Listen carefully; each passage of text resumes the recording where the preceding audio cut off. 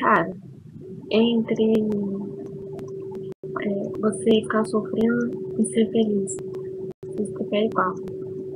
Tipo, cara, quando você vê que a coisa não tá te fazendo bem, é melhor você ver o que é melhor pra você e não ficar sofrendo, entendeu? E, enfim, foi isso que eu fiz. Não tava me sentindo bem mais, o relacionamento também tava bem. E achei melhor terminar, entendeu? Eu gosto ainda do Mike, claro.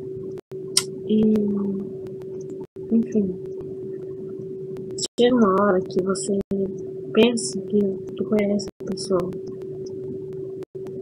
E você olha pro lado, vê aquela pessoa e sai. Quem é essa pessoa? Entendeu?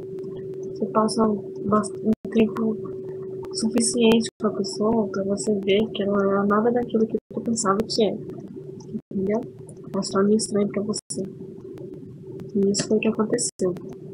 Tipo, eu não tô criticando o Mike nem nada, porque, cara, tipo, com os defeitos dele, tem várias qualidades também. E, enfim, quero que o Mike seja feliz. E é isso, entendeu? E só vou responder as perguntas do vídeo. E, por favor, não fique perguntando mais, que eu não vou responder, tá bom?